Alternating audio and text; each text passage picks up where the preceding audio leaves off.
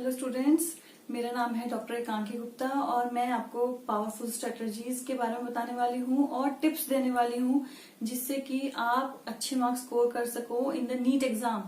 तो जैसे कि आपको पता है कि काउंटडाउन हो गया है बिगिन और अब रह गए हैं सिर्फ 15 दिन आपकी नीट एग्जाम के लिए। तो बहुत सारे स्टूडेंट्स और बच्चे हैं जो कि बहुत ज्यादा फियर में हैं, स्ट्रेस में हैं और उनको समझ नहीं आ रहा है कि वो अब क्या करें, क्योंकि पहले बच्चों के मन में उम्मीद आ गई थी कि वो सोच रहे थे कि शायद पोस्टपोन हो जाएगा, लेकिन पोस्टपोन अब नहीं हो रहा है नीट का एग्जाम और अब आप इससे नहीं बच सकते हो। अब आपको ये एग्जाम देना होगा। तो इसके लिए आपने क्या करना है मैं आपको बताऊंगी कि क्या वो टिप्स हैं जो कि आप फॉलो कर सकते हो और क्या स्केड्यूल है जो आप फॉलो कर सकते हो इन 15 दिनों में, क्योंकि ये जो 15 दिन हैं ये हैं आपके लिए बहुत ही ज्यादा क्रूशियल टाइम। ये जो टाइम है अगर आपका एक बार निकल गया तो दोबारा वापस नहीं आएगा, तो आपको इसमें करनी है बहुत ज्यादा मेहनत। तो आइए शुरू करते हैं आज की वीडियो और मैं आपको बताती हूँ पावरफुल स्ट्रेटेजीज। तो सबसे पहले हमारी पावरफुल स्ट्रेटेजीज में आती है complete the topics with more weightage. अब आपको सिर्फ वो ही टॉपिक्स कंप्लीट करने हैं जिनकी वेटेज है ज्यादा। जिनकी वेटेज कम है वो टॉपिक्स आप स्किप कर सकते हो, जिसमें से चांसेस हैं कि ज्यादा क्वेश्चंस आते हैं, आपने सिर्फ वही वाला पार्ट और वही टॉपिक्स कवर करने हैं। कम वाले आप स्किप कर दो, क्योंकि अगर कम वाले पार्ट्स के लिए अपना टाइम यूटिलाइज करोगे तो वो अब आपका टाइम होगा वेस्ट, वो अब यूज नहीं होगा, क्योंकि उसमें से 3 या 4 मार्क्स का कम मार्क्स का आता है क्वेश्चन।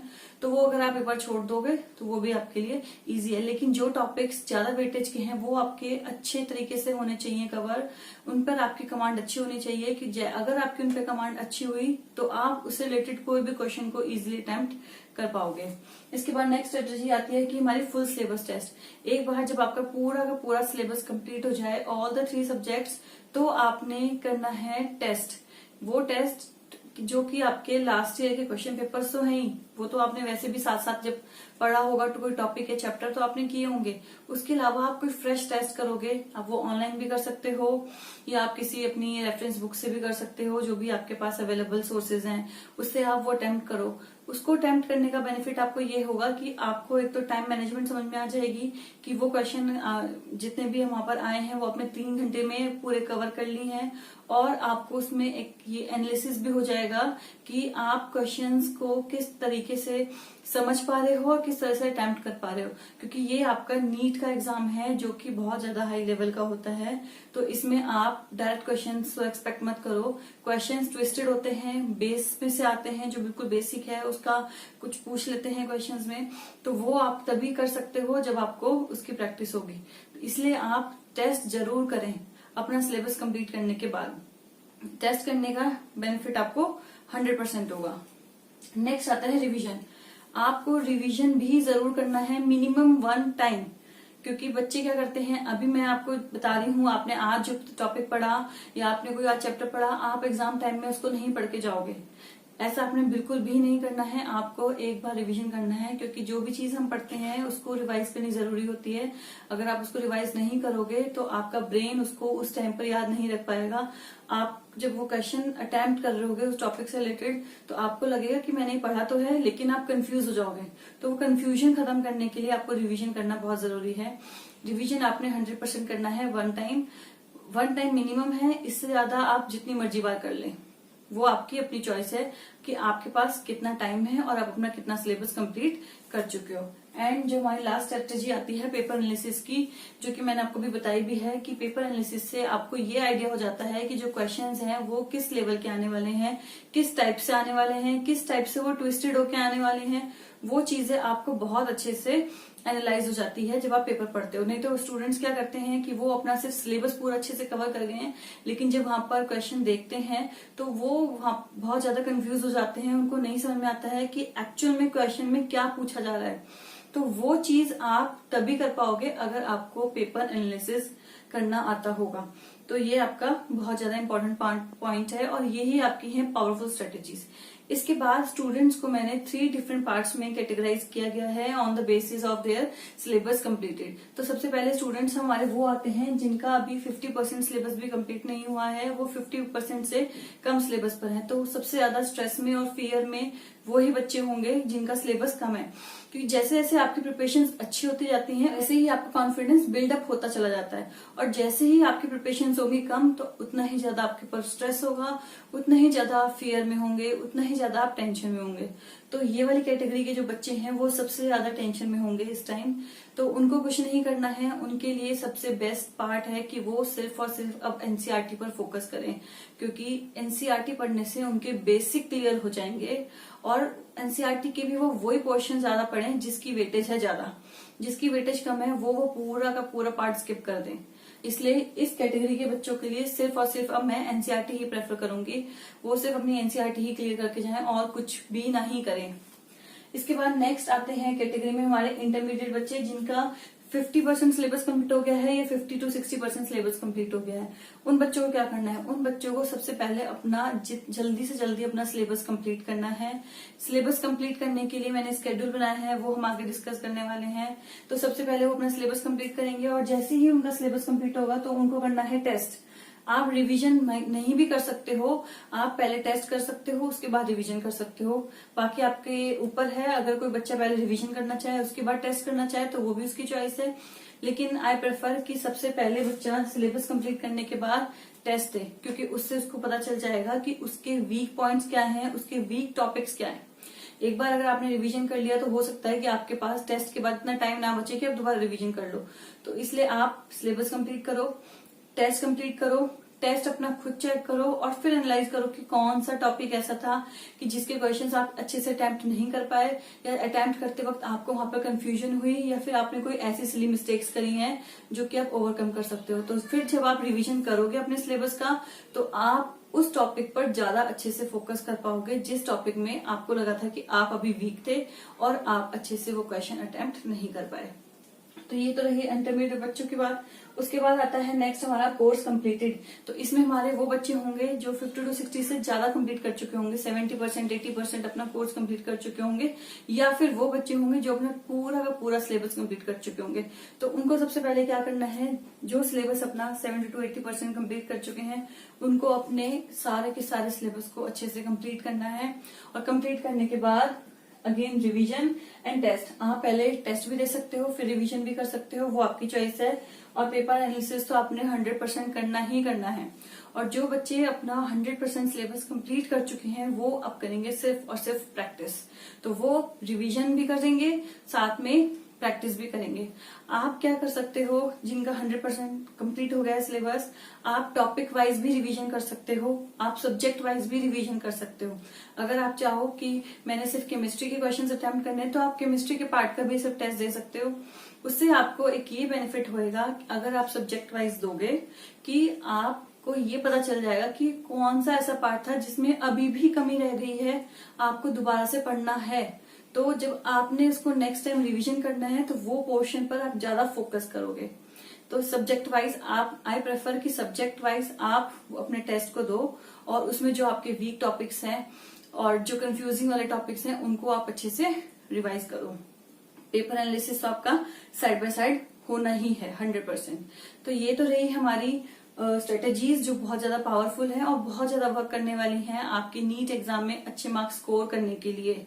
इसके बाद मैं आपको बताने वाली हूँ स्केड्यूल, कि कौन सा स्केड्यूल है जो आप अपना फॉलो करोगे। बहुत ज्यादा स्ट्रिक्ट स्केड्यूल नहीं है कि आप सोचो कि ये तो हम फॉलो नहीं कर पाएंगे, बहुत ज्यादा इजी है और वो बहुत ज्यादा आप उसको ट्विस्ट भी कर सकते हो, आप अपने अकॉर्डिंग उसको मोल्ड भी कर सकते हो।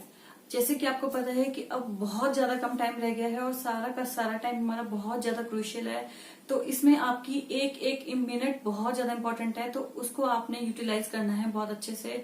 आप बिल्कुल भी टाइम वेस्ट नहीं करोगे। ये 15 दिन आपकी लाइफ के बहुत इंपॉर्टेंट दिन हैं, या तो ये आपकी लाइफ को अच्छे से बना देंगे या फिर आपकी एक लाइफ को पूरी तरीके से बैक ले जाएंगे 1 साल। क्योंकि अगर आपने अभी इसको नहीं कंप्लीट किया तो आपको दोबारा से प्रिपरेशन करनी पड़ेगी अपने नीट एग्जाम की।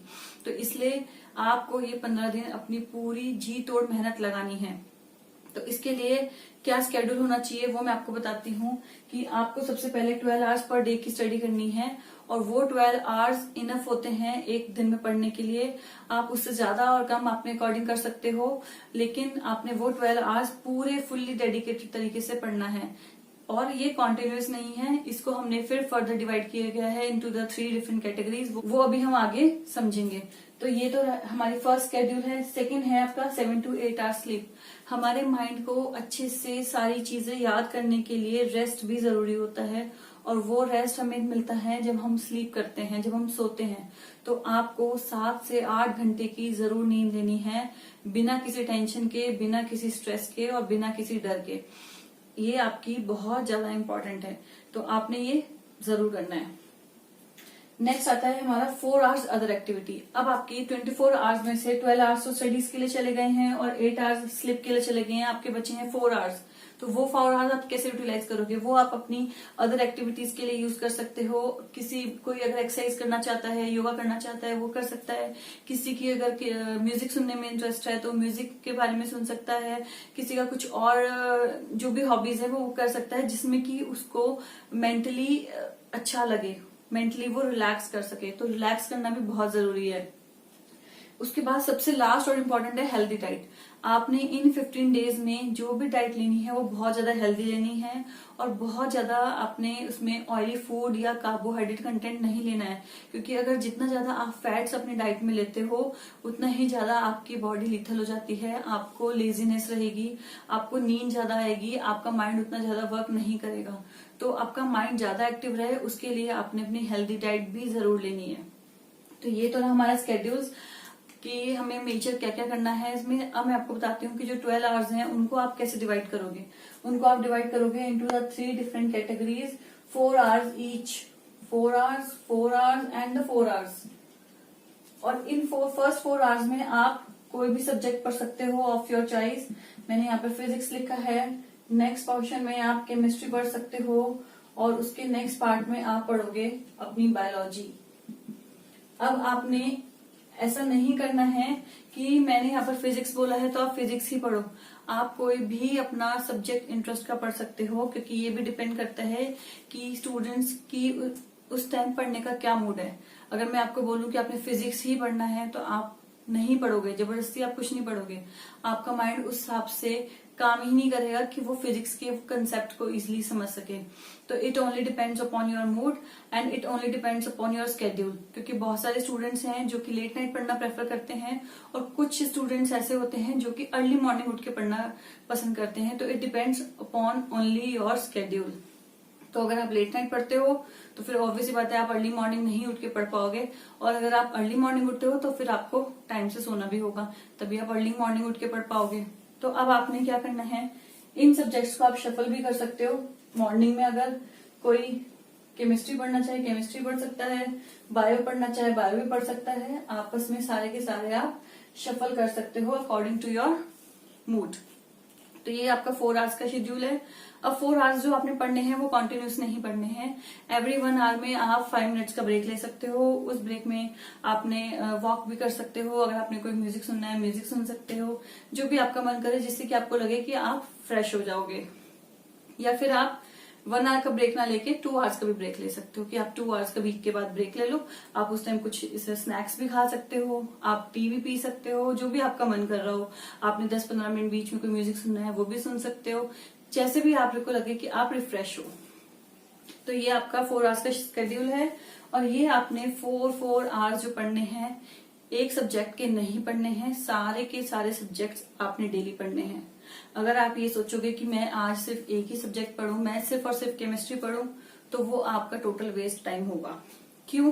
क्योंकि आप सबसे पहले जब अपनी बुक खोलोगे तो आप अपना फर्स्ट चैप्टर खोलोगे, तो आप सोचोगे ये तो मेरे को आता है, ये मैं बाद में कर लूंगा, या इसका कुछ टॉपिक का पोर्शन है वो मैं बाद में कर लूंगा, मैं नेक्स्ट चैप्टर करता हूँ। नेक्स्ट चैप्टर में भी आप थोड़ा सा जो आपको आता है वो आप पढ़ लोगे, और उसके बाद आप उसको भी स्किप कर दोगे जो टॉपिक आपको नहीं आता। तो ऐसे करके वो पूरे दिन आपके जितने टॉपिक्स पहले से ही हुए हुए थे सिर्फ वो ही रह जाएंगे, न्यू आप कुछ भी नहीं पढ़ पाओगे। तो इसलिए आपको तीनों सब्जेक्ट्स को अच्छे से फोकस करना है, तीनों को उतनी ही इम्पोर्टेंस देनी है जितनी की जरूरी है। तो ये तीनों आपने सब्जेक्ट्स पढ़ने हैं डेली, 4 आवर्स ईच। बाकी आप ऐसे भी कर सकते हो कि जिन बच्चों का सिलेबस पूरा कंप्लीट हो गया है तो वो 3 आवर्स एक सब्जेक्ट को पढ़ लें, और 1 आवर में वो अपना टेस्ट पेपर भी अटेम्प्ट कर सकते हैं। टेस्ट पेपर भी अटेम्प्ट करना बहुत ज्यादा जरूरी है, उससे आपको अच्छे से अंडरस्टैंड हो पाएगा। तो ये रहा हमारा आज का powerful strategy tips and the schedule. इसको आप अपने अकॉर्डिंग मोल्ड आउट कर लो, टाइमिंग आप अपने अकॉर्डिंग देख लो कि आपने किस टाइम से किस टाइम तक पढ़ना है, जो भी आपको अच्छा लगे। और एक और इम्पॉर्टेंट चीज है यहाँ पर कि आपने आफ्टरनून में 1 आवर की स्लीप भी लेनी है। आप नैप ले सकते हो 1 आवर की, क्योंकि वो भी इम्पोर्टेंट है, उससे आपका माइंड दोबारा से फ्रेश हो जाएगा। फिर इवनिंग में आप अपना थोड़ा वॉक करके या जो भी आपको लगे आप दोबारा से अपनी स्टडीज कर सकते हो। आपको स्टूडेंट्स ये चीज ध्यान रखनी है कि ये जो 15 दिन है ये बहुत ज्यादा इम्पोर्टेंट है और इसमें आपको अपनी तरफ से पूरी मेहनत करनी है। और अगर आप ये 15 दिन अच्छे से पढ़ोगे तो आप बहुत अच्छे मार्क्स स्कोर कर सकते हो इन द नीट एग्जाम। एक और बहुत ज्यादा इम्पोर्टेंट चीज है कि ट्राई करना कि आप फोन कम यूज करो, क्योंकि जब आप यूट्यूब खोलते हो या आप कोई भी ऐप खोलते हो तो वहां पर बहुत सारे लिंक्स आते हैं, डिफरेंट डिफरेंट टाइप की चीजें आती हैं, तो उससे आपका मन हो जाता है डाइवर्ट और आपका बहुत सारा टाइम वेस्ट हो जाता है। तो इस टाइम पर जो भी आपने अपनी पढ़ाई करनी है वो आपने सेल्फ स्टडी करनी है। आप अब किसी भी तरीके से डिजिटल वाली स्टडी नहीं करो, सिर्फ और सिर्फ सेल्फ स्टडी करो। जितनी ज्यादा आप सेल्फ स्टडी करोगे उतना ही ज्यादा आप अपने आप को रिफाइन कर पाओगे, और जितना ही ज्यादा आप रिफाइन करोगे, आपके कंसेप्ट क्लियर होंगे, उतना ही ज्यादा इजी होगा एग्जाम में आपको अच्छे मार्क्स स्कोर करना, क्वेश्चन अच्छे से अटेम्प्ट करना। तो students, all the best for your exams and for more updates subscribe my channel. Thank you.